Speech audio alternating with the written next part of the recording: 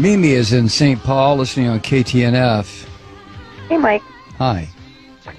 Well, I'm confused. I want to talk about Israel. And so, can you even imagine any other country in the world allowing 530 rockets to fall before it took a step to defend itself? And then hearing the last segment, you guys were talking about not wanting to help fund the Iron Dome. The Iron Dome isn't just to protect Israelis. It's also so that they don't have to fire back and cause casualties in these areas of the Gaza Strip where the population is so densely populated. I just don't know. Tell me what you think would be an acceptable. When are the Israelis supposed to defend themselves? How can they do that? Well, wait a second, Mimi. Let me just turn it around and ask you something. You are a family. You have lived in St. Paul, Minnesota, for your family and your antecedents for probably, let's say, 100 years. And all of a sudden, I show up on your doorstep, literally on your doorstep. And I say to you, Mimi, get out of this house. This is my house. Let me tell you why it's my house. It's my house because my religion says it's my house. Now get out. Now, I happen to be standing on your doorstep with a gun pointed at your head and at Wait, your... who are you? No. Hold on. No. I listen to you. You listen to me. I don't know which side you're talking for, but okay. All right, Mimi, I'm going to put you on hold so you can go ahead and interrupt if you want to. But I'm standing on your front porch, and I order you and your family out of your house. And I tell you that it's my house, not your house. And the reason it's my house and my block and my neighborhood is because my religious belief says it's mine. And you sit there and you say, well, no. What are you talking about? We've been here 100 years. I'm sorry.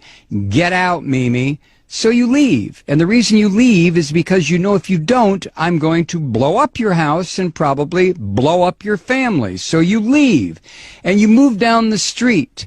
And for the next 60 years, you sit there and you get very, very angry because I came into your house and told you to get out. So what you do, Mimi, you decide, well, I know what I'll do. I'm going to start throwing rocks at what used to be my house, and it'll break the windows. That'll make that damn Malloy move. So you start throwing rocks. And then I come outside and I say, Mimi, were you throwing rocks? And you look at me rather sheepishly, and that's when I level an RPG at you and your family and your house, and I pull the trigger, and all of a sudden, whoosh, you're all gone.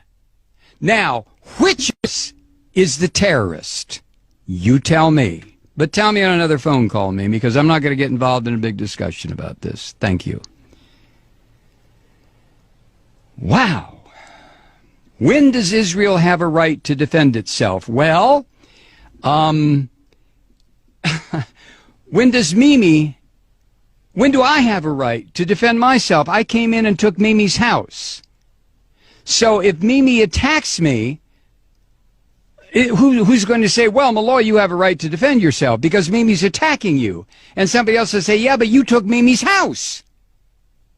Yeah, but, possession is 9/10 of the law. Nah, possession is 99.9% of the law. And besides, God gave me this land.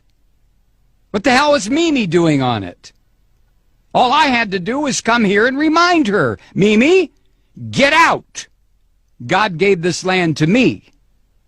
Now, if Mimi doesn't like that, she can go live in the little ghettoized area that I've set up for her near the Mississippi River in St. Paul, where there's bad electricity, bad water, the fish are no good to eat, and Mimi can stay there until hell freezes over. Or Mimi can throw rocks at my house. Used to be her house. In which case, I will level a couple of grenades at her.